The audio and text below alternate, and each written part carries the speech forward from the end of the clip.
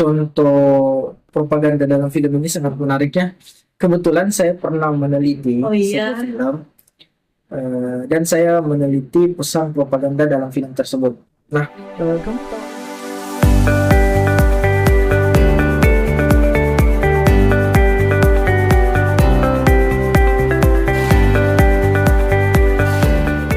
Assalamualaikum warahmatullahi wabarakatuh. Waalaikumsalam warahmatullahi wabarakatuh. Baik, selamat pagi pemirsa. Kembali lagi bersama Koronis Podcast dalam channel YouTube Mr. Koronis, komunikasi, romantis, dan humanis. Bersama saya, Noviratul Adawias, saya akan memandu podcast kita kepada kali ini. Nah, baik pemirsa, kali ini saya tidak sendiri dan tentunya kita sudah dihadirkan oleh narasumber hebat. Beliau juga tuh sebagai penggiat media. Langsung saja kepada kakak mempersilahkan diri untuk perkenalan. Ya, baik. Terima kasih kepada host atas kesempatan yang diberikan. Jadi, pertama-tama perkenalkan, nama saya Muhammad Nur Iksan Esos. Saya merupakan alumni dari Komunikasi dan Penyiaran Islam UIN Alauddin Makassar. Nah, selama kuliah, saya aktif di dua organisasi. Yang pertama itu saya berperan sebagai eh, program director di Syiar Alauddin TV, dan kemudian saya juga pernah menjabat sebagai ketua bidang broadcasting di organisasi iBrand. Nah, setelah lulus dari kuliah, saya mulai menata karir saya sebagai staf humas dan IT di Mantiga Kota Makassar. Lalu kemudian setelah itu karena suatu alasan saya resign. Lalu saya sempat mengikuti ini probation di Susitei Makassar sebagai marketing communication. Tapi saya nggak ambil kontraknya, nggak lanjut soalnya waktu itu kebetulan kondisi kesehatan saya kurang baik. Tapi meski begitu, saya juga masih tetap menjalin hubungan yang baik dengan Susitei Makassar. Saat ini saya bertindak sebagai freelance desainer grafis untuk Susitei Makassar. Nah, selain pengalaman tadi, saya juga aktif sebagai freelancer di bidang komunikasi visual, baik itu dalam fotografi, videografi, dan juga desainer grafis. Saya bertindak sebagai freelance dan saya juga memiliki usaha pribadi yaitu Iksa Studio. Nah, jadi basically dari pengalaman-pengalaman saya tadi bisa dikatakan saya ini adalah seorang praktisi di bidang komunikasi visual. Nah, jadi narasumber kita itu pada pagi kali ini tuh kayak dia tuh keren sekali karena sudah memang banyak pengalamannya dan pengalaman yang beliau sebutkan itu sangat relevan dengan judul podcast kita pada kali ini, yaitu propaganda pada film. Nah, sebelum melangkah lebih jauh, saya ingin mengetahui tentang basicnya dulu deh, Kak. Apa sih sebenarnya itu propaganda? Nah, jadi gini. Oke, propaganda itu adalah sebuah bentuk dari komunikasi, khususnya dalam komunikasi massa. Nah, kita mulai dari yang paling dasar dulu deh. Kita mulai dari basicnya kan sebagai fondasi. Jadi pengertian dari propaganda itu sendiri adalah berasal dari bahasa Latin, yaitu propagare, yang artinya memekarkan atau mengembangbiakkan. Jadi usaha dari propaganda ini adalah bertujuan untuk menyebarkan suatu paham atau suatu ideologi kepada halayak dan mempengaruhi mereka agar mereka menerima dan menerapkan paham atau ideologi tersebut. Dan sifatnya propaganda ini dia manipulatif. Jadi pesan komunikasinya itu dirancang sedemikian rupa dengan manipulatif sehingga pesan itu dapat mempengaruhi halayak yang Jadi, mengkonsumsi pesan propaganda. jadi ini propaganda emang tujuannya untuk membentuk opini pendengarnya ya, atau Iya, yang betul siapa sekali. saja yang menyaksikan dan terlibat dalam pihak itu. Betul sekali. Jadi gini, kita kan kenal ada juga istilah campaign ya, kampanye. Jadi umumnya untuk menyebarkan suatu gagasan itu menggunakan campaign. Tapi kampanye itu berbeda dengan propaganda. Karena kampanye itu dia sifatnya lebih terbuka dan tidak memaksa, tapi tujuannya jelas untuk menyebarkan suatu paham. Sedangkan propaganda dia sudah manipulatif bentuknya sehingga berusaha untuk melakukan brainwash atau pencucian otak ya istilahnya kepada halayak agar mereka menerima paham tersebut baik itu secara sadar dan juga tidak sadar. Jadi propaganda ini dia bisa jadi positif, bisa jadi negatif, tapi umumnya dicitrakan digambarkan sebagai bentuk yang negatif karena memang penggunaannya kebanyakan untuk seperti itu. negatif. Ya. Nah, tapi tidak menutup kemungkinan propaganda itu bisa menjadi hal-hal yang positif ya, Kak. Ya, untuk Nah, saya ingin juga bertanya nih, kan media-media sekarang itu terdiri dari beberapa ya, Kak. ya. Nah, selain media massa, apa saja sih sebenarnya media yang dapat digunakan untuk mempropagandai halayak pada umumnya, termasuk mungkin masyarakat sekitar? Oke. Jadi propaganda itu kan adalah komunikasi massa ya. Iya. Jadi dia menggunakan media-media yang jangkauannya luas. Yang pertama seperti yang tadi Anda sebutkan bahwa propaganda itu menggunakan media massa. Propaganda itu bisa disebarkan melalui media massa seperti televisi, radio, media cetak seperti koran, bisa juga dibuat dalam bentuk poster, dan selain itu ada juga yang bisa menggunakan media-media yang lebih digital seperti sosial media, pamflet. Nah, selain itu ada juga yang salah satu yang efektif dan menarik nih, yaitu film. Film juga bisa digunakan sebagai media propaganda yang efektif gitu. Karena kalau menurut pengalaman pribadi saya sendiri, saya kadang kalau nonton film tuh tidak terlalu serius, tapi kalau misalkan ada suatu adegan yang membuat saya kayak tertarik untuk lebih memperhatikan lagi film tersebut, secara tidak langsung dia tuh kayak mempropagandai saya begitu, kayak dia tuh membentuk opini pikiran saya sehingga saya tuh berpikir, wah kayaknya saya harus seperti itu, secara tidak langsung seperti itu. Jadi gini, film itu kan adalah salah satu media komunikasi, tapi dia juga adalah seni. Jadi film itu dia bisa mempengaruhi emosional seseorang. Pernah enggak host merasa kalau nonton film terlarut dalam suasana? Pernah enggak? Pernah. Kan? Kadang kayak nonton film tergantung genre sih, Sa. Kayaknya sih kayak kalau nonton film sedih bawaannya sedih. Terus kalau emosi kadang juga emosi. Jadi karena itu film itu menjadi sebuah media yang efektif untuk dilakukan untuk menyebarkan pesan propaganda. Karena ada gambarnya, ada suaranya, terus kita juga bisa terhanyut di dalam suasana filmnya ya. Betul sekali. Nah, mungkin pemirsa juga ingin mengetahui bagaimana sih cara mengenali propaganda tersebut. Dan kayaknya bukan cuma pemirsa deh yang ingin tahu. Saya juga sendiri ingin tahu bagaimana sih cara kita mengenali bahwa dalam film yang kita nonton itu ada terjadi propaganda di dalamnya. Nah, iya, baik. Jadi film itu kan bisa menjadi sebagai media propaganda. Iya. Nah, itu yang berbahaya kalau ada hal yang negatif, betul. Nah, itu yang tadi terus sebutkan bahwa kita pasti perlu mengetahui bahwa itu adalah bentuk dari propaganda. Nah, jadi bagaimana cara untuk mengenali propaganda dalam film? Secara umum kita bisa mengetahui bahwa film tersebut mengandung propaganda ketika film itu berhasil membuat perubahan kepada kita untuk menerima suatu paham, apalagi itu dan mengikutinya, apalagi itu hal negatif, kan?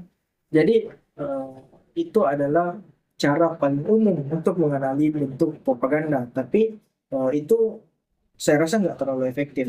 Untuk lebih efektifnya itu kita bisa menggunakan pendekatan semiotika. Berarti kita harus mengkaji lebih dalam lagi. Mengkaji lebih dalam. Jadi semiotika ini adalah salah satu kajian dalam ilmu komunikasi yang mempelajari tentang tanda. Jadi di produk-produk komunikasi seperti film itu kan komunikasi visual. Di dalam film itu ada tanda-tanda yang diberikan oleh sineasnya. baik itu elemen-elemen yang ada di dalam film, dan tanda-tanda itu mengandung makna yang dikomunikasikan kepada halayak. Nah, itulah yang perlu untuk dianalisis. Itulah yang perlu dianalisis lebih dalam untuk memahami tanda-tanda tersebut, agar kita bisa paham, oh ini bentuk propaganda nih. Oh iya iya. Gitu. Ini bahaya nih, kita nggak Iya, boleh. bahaya. Ya, Tapi kan itu adalah ini ya, itu adalah sebuah ilmu yang dipelajari lebih dalam lagi, khususnya di dalam keilmuan komunikasi. Nah mungkin mengenai ini kakak mungkin bisa menyebutkan contoh kasus propaganda dalam film seperti apa atau film apa saja sih yang ada propaganda di dalamnya? Oke. Untuk contoh propaganda dalam film ini sangat menariknya. Kebetulan saya pernah meneliti Oh iya. satu film, dan saya meneliti pesan propaganda dalam film tersebut. Nah, kamu tahu ini nggak? Marvel.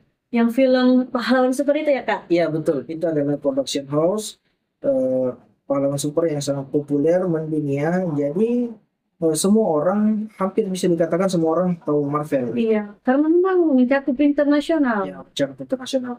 Nah, di tahun 2021 Marvel itu mengeluarkan sebuah film dengan judul The Eternals.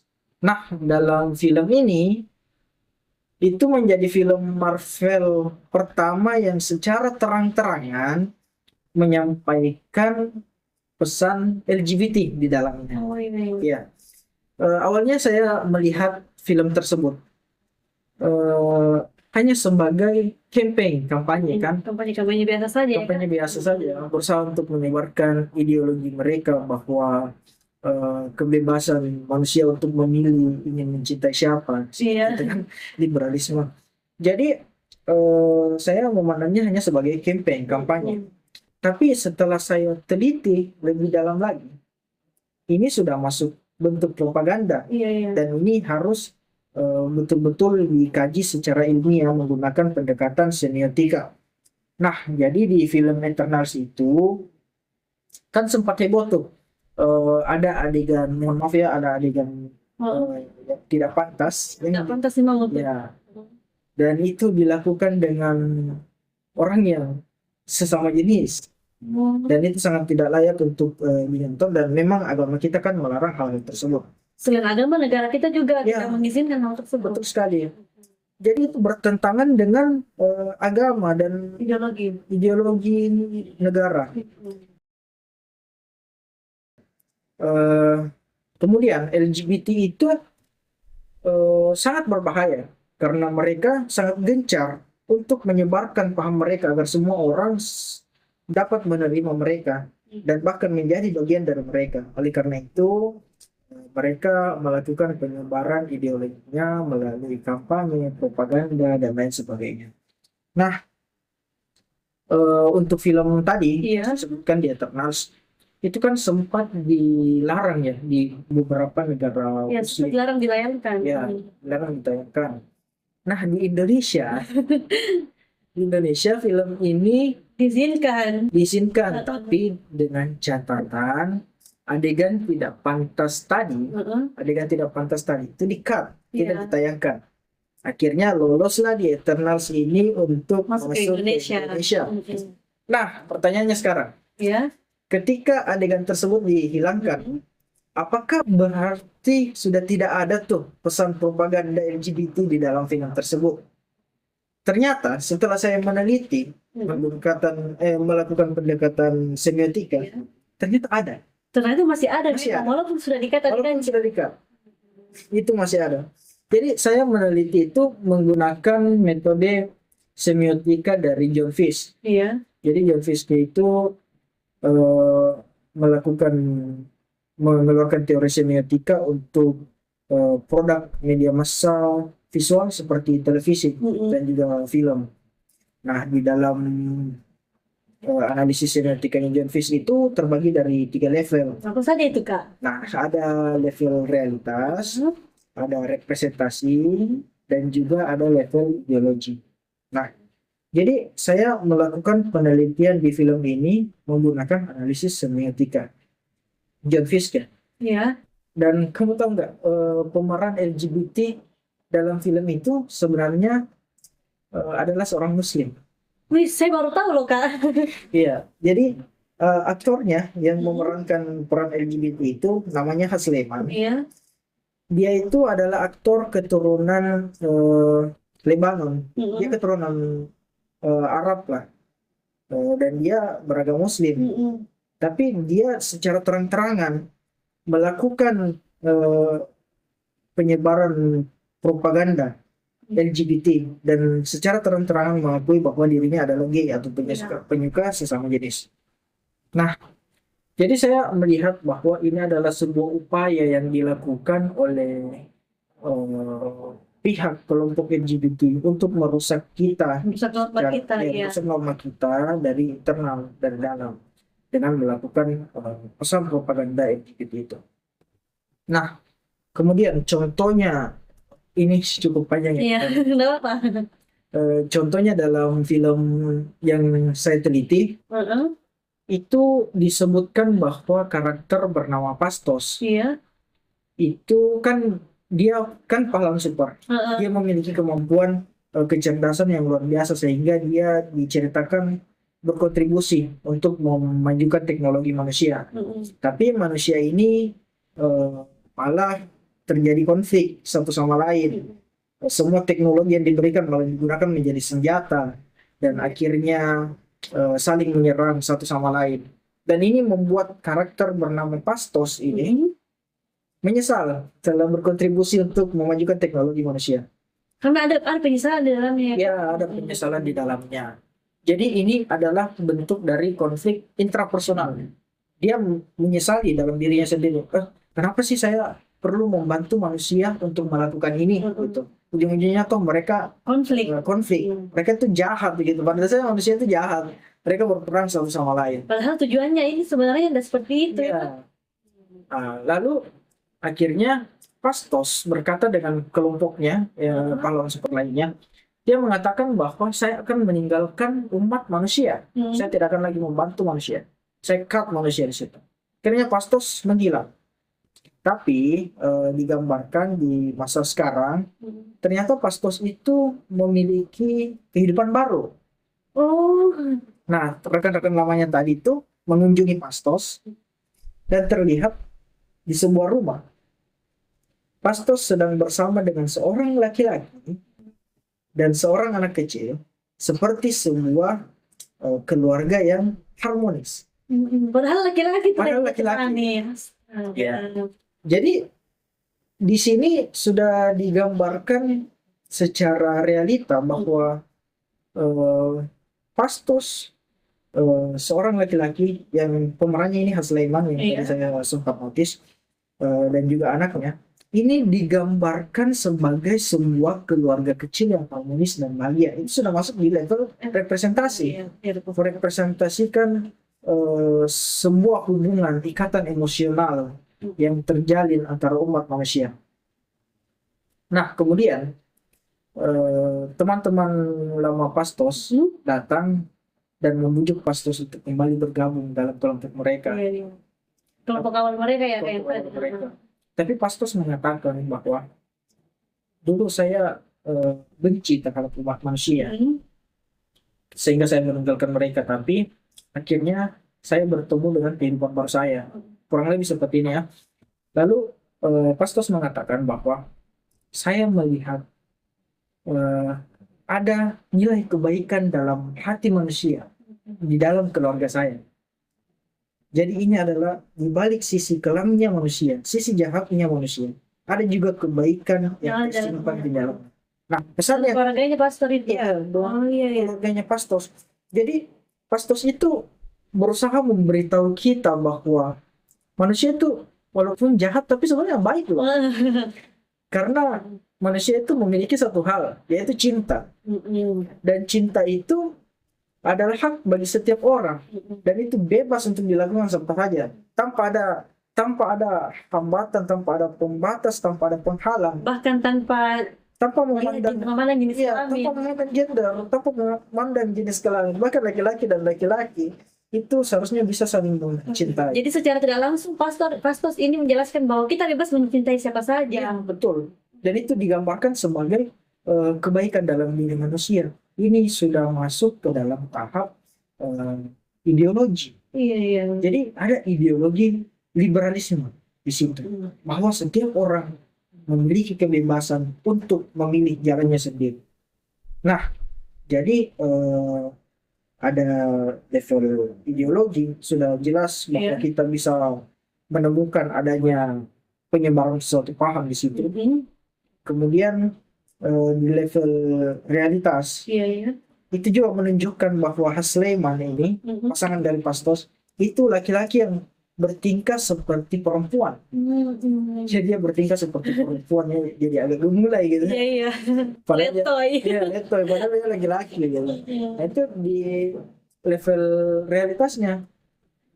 Dan kita dipaksa untuk melihat itu sebagai sesuatu yang normal. Iya, iya. Padahal sebenarnya itu tidak diperbolehkan di Iya. negara kita, di Betul. agama kita. Betul sekali. Jadi untuk laki-laki yang menyerupai perempuan itu sebenarnya eh, bahkan memang sudah tidak diperbolehkan di agama Iya, kita. iya. Bukan lagi belum, tapi tidak Tidak sama memang. sekali. Jadi itu adalah sebuah bentuk penyimpangan, dan itu kita dipaksa untuk menerima untuk menjadi sebuah yang normal. Iya, sikap dan yang normal. Pastos juga kayak mengharap kayak secara tidak langsung dia tuh mengemukakan bahwa hal ini tindakan positif Ya, betul. karena Ya. ada cinta di dalamnya. Ya, itu dia. Nah, Manipulatif sekali. sangat manipulatif. Jadi selain itu ada juga di level representasi, itu digambarkan juga dari teknik-teknik yang ada dalam film. Misalnya teknik pengambilan gambar, penggunaan musik, tata cahaya, dan Iya. ini semua juga termasuk bagian dari tanda yang mengkomunikasikan pesan propaganda. Kenapa? Yang pertama, ketika menunjukkan suasana kekeluargaan pada Pastos dan juga pasangannya ini, dan juga anaknya, itu menggunakan cahaya yang warm, hangat. Iya. Cahaya yang agak orange itu, yang hangat, itu menggambarkan kesan kehangatan, kenyamanan.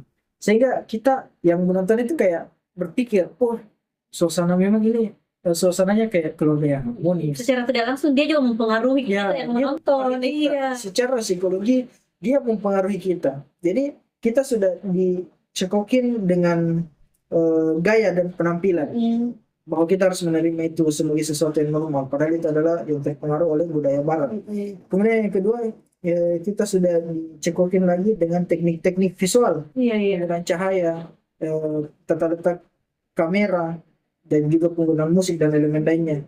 Kemudian kita dicekokin lagi dengan ideologi. Jadi ini benar-benar, walaupun adegan yang tidak pantas Yang itu dikat. ditonton, tapi adegan keluarga kecil yang bahagia ini menggambarkan bahwa ini adalah sesuatu yang baik gitu. Jadi Ya, jadi ini tuh Kak, kayak adegan yang dikat itu tidak ada yang pengaruh, tidak ada Iya. pengaruhnya sama sekali. mungkin di Indonesia mereka berpikir, oh, cut adegan ini, maka tidak ada Propaganda di propaganda di dalamnya. dalamnya. Padahal sebenarnya banyak sekali tanda-tanda Padahal yang sebenarnya ada. menunjukkan. Iya. Banyak, dan itu harus kita lebih jeli untuk meneliti hal tersebut. Kita harus lebih jeli. Nah, mungkin juga ada dari penggunaan musik Iya, yang iya. membuat kita tersentuh. Nah, akhirnya diceritakan, Sana. ya, akhirnya diceritakan bahwa Pastos ini akhirnya ingin kembali bersama kelompok lamanya. Iya. Dan sebelum itu mereka digambarkan akan berpisah, ini kedua pasangan Iya, iya. sesama jenis ini akan Iya. berpisah. Dan di situ dia menggunakan, ini adegan yang dipotong ini, Iya. itu adegan yang dipotong di situ. Tapi dia masih sempat memperlihatkan kedekatan dan Dengan pasangannya. ya dengan pasangannya dan keterikatan emosional. Dan di situ menggunakan lagu ini, judulnya The End of the World, dan itu lagu yang sangat menyentuh, Wah. sangat sedih.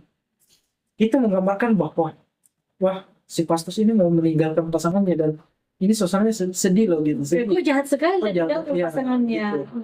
Sedih loh, tapi mereka berpisah untuk kebaikan manusia juga. Tapi pada akhirnya juga Pastos bakal kembali. Ya, secara tidak langsung ini mengajarkan kita bahwa ini hal-hal yang positif, padahal memang bukan. Iya. Jadi itulah contoh propaganda. Itu sangat berbahaya. Jadi secara tidak langsung, secara manipulatif, yang menyampaikan pesan propaganda ini berusaha mempengaruhi kita Iya. untuk menerima ideologi tersebut, untuk menormalisasi ideologi tersebut. Nah, saya ingat pernah ada yang bertanya kepada saya, Iksan, kamu teliti ini pasti nonton terus ya? Ya, saya nonton terus. Nah, kamu nggak terpengaruh ya? Dia bilang, "Hah, hampir, hampir. Jadi ini bahaya sekali ini Bahaya, propaganda. sangat bahaya." Awal-awal tuh saya masih kokoh gitu, kayak, Iya. Kan "Ah, tidak salah, ini enggak." salah. Terus kemudian lama-lama, oh iya ya, Kan terserah saya. ya terserah manusia kan, ya itu kan Selagi ini hal positif. ya itu kan hak manusia. Kemudian saya mulai memandang, oh iya memang cinta itu tidak bisa ada hambatan, tidak bisa ada yang menghalangi cinta gitu. Iya. Tapi kemudian saya sadar bahwa astagfirullah, ini salah. Apalagi di film itu pastor menampilkan sisi-sisi positifnya. Ya, pas menampilkan Heeh. sisi-sisi positifnya. Jadi orang-orang yang tidak sadar akan terpengaruh. Bahaya kalau orang Sangat awam berbahaya, ini. sangat berbahaya. Oleh karena itu sangat penting untuk memahami pesan-pesan propaganda seperti ini, agar kita bisa terhindar dan tidak terpengaruh di dalamnya. Mending sekali nggak usah ditayangin Iya betul. daripada kita cut adegan ini ternyata di adegan lain juga Banyak akan sekali. sekali. Seperti itu. Jadi ya karena kebanyakan orang-orang tuh Kak, kalau misalkan ada film yang lagi populer, dia itu kayak tertarik ingin menonton. Terus terkadang kalau misalkan orang awam kayak saya yang tidak tahu tanda-tandanya, mungkin bisa tertarik bilang, wah ini adalah hak kebebasan saya untuk memilih cinta saya seperti apa, padahal itu sangat tidak diperbolehkan. Iya, betul sekali. Bahaya sekali, Karena- sangat manipulatif. Iya, karena memang film itu Mm. sebuah media komunikasi yang menyentuh emosional manusia. Kamu tahu nggak ini kasusnya, bukan kasusnya, Apa? sempat viral itu film Siksa Neraka. Iya iya. Ya. Heeh. Dalam film itu kan sempat viral tuh ada waria Iya iya. yang menonton film tersebut kemudian tobat kan. Iya dia tuh berarti ini film Siksa Neraka ada propaganda di dalamnya yang membuat si waria ini yang awalnya sangat berkelakuan Iya. seperti perempuan, setelah menonton film tersebut dia akhirnya bertobat karena dia melihat bagaimana sih siksa neraka jika kita menyerupai lawan jenis. Betul sekali, itu adalah tapi dalam hal yang positif Iya ya. betul. Nah, jadi film itu betul-betul sangat kuat untuk menyampaikan pesan karena dia langsung menyentuh Hati. menyentuh hati manusia, menyentuh emosional manusia. Jadi film itu wah luar biasa sekali dampaknya, sangat berpengaruh kepada hal ini. Jadi buat teman-teman pemirsa mungkin kalau selesai kalau ingin menonton film sebaiknya dia tuh mempelajari tanda-tanda propaganda apa sih yang ada pada film tersebut. Iya, betul sekali. Karena jangan sampai kalau kita asal nonton saja kita bisa terlena oleh hal-hal negatifnya kayak contoh film pertama yang kakak sebut tadi, dia tuh menampilkan hal-hal negatif yang bahkan dilarang oleh agama dan negara kita. Terus film yang kedua itu menampilkan hal-hal positif bagi pengeluk agamanya mereka. Saya rasa untuk hal-hal positif ini bagus ya. Bagus sekali. Bahkan tanpa perlu kita menyadari bahwa itu adalah sebuah baik itu entah propaganda atau campaign, selama itu tujuannya positif memberikan dampak baik bagi kita ya oke saja, fan-fan saja. Tapi yang berbahaya adalah ketika film itu menampilkan hal-hal propaganda yang negatif. Karena hal negatif tentunya juga akan merusak diri kita sendiri, menjerumuskan diri kita sendiri. Nah, saya ingin tanya, apa sih harapan kakak untuk para pemirsa yang dimanapun mereka berada, sekiranya untuk lebih berhati-hati lagi dalam menonton film dan lebih untuk mempelajari lagi tanda-tanda agar tidak agar tidak terpropagandai oleh film-film tersebut. Oke. Jadi sebagai penutup saya punya harapan dan juga pesan yang ingin saya sampaikan kepada pemirsa. Jika Anda adalah khalayak umum yang awam, maka cukup Anda peka terhadap pesan negatif dalam produk komunikasi massa, dalam produk media massa. Karena kita itu harus selektif Iya. dalam menerima informasi agar tidak terpengaruh kan. Istilahnya itu kayak kita harus sharing, Ya, saring sebelum sharing. sharing sebelum sharing. Iya, Betul. Nah, itu harapan saya kepada pemirsa. Nah, kemudian terkhusus untuk pemirsa yang mungkin berkecimpung dalam bidang komunikasi, ilmu komunikasi dan yang serumpun, Iya. kan itu mempelajari hal-hal seperti semiotika tadi. Saya rasa saya mengharap kepada teman-teman untuk lebih berkontribusi dalam menyampaikan informasi kepada masyarakat dan edukasi kepada masyarakat tentang bagaimana cara memilah konten komunikasi. Nah, kalian bisa misalnya membuat penelitian yang diterbitkan, kemudian bisa membuat konten yang bisa menyebarkan pesan yang positif agar orang-orang bisa lebih peka terhadap propaganda. Misalnya nih, kalau ada film yang keluar, terus ada propaganda negatif di dalamnya. Nah, kamu sebagai orang komunikasi misalnya segera teliti hal tersebut, terus buat konten yang menampilkan poin-poin propaganda agar orang-orang tidak terpengaruh dengan pesan-pesan propaganda tersebut. Jadi di masa sekarang ini kan kita ada di era yang kita tidak bisa terhindar dari informasi. Mr. Koronis, Pak Ramselo pernah berkata bahwa di era ini kita tidak bisa menghindari informasi itu. Kita menutup jendela, maka informasi itu akan muncul lewat pintu. Kita tutup pintu, maka bisa jadi informasi itu muncul dari celah yang lain, seperti itu. Jadi khususnya apalagi jika Anda beragama Muslim, di dalam Al-Quran Allah Subhanahu wa taala berfirman, "Wal takum minkum ummatun yad'una ilal khair wa ya'muruna bil ma'ruf wa yanhauna 'anil munkar wa ulaika humul muflihun." Nah, di dalam ayat tersebut disampaikan bahwa hendaklah di antara kalian ada segolongan umat yang menyeru kepada kebaikan, menyeru kepada yang ma'ruf dan mencegah dari yang munkar. Jadi gunakan keilmuan kalian untuk berkomunikasi kepada halayak, untuk menyampaikan kebaikan dan mencegah dari kemungkaran. Itu adalah menjadi manusia yang bermanfaat untuk masyarakat dan semuanya. Karena sebaik-baiknya manusia ialah manusia yang bermanfaat kepada manusia lainnya. Wah, pemirsa, materi podcast kita pada siang kali ini tuh sangat menarik sekali karena banyak pelajaran di dalamnya yang bisa kita ambil, termasuk bagaimana cara kita memilih untuk memilih pesan apa yang harus kita terapkan dalam kehidupan sehari-hari kita.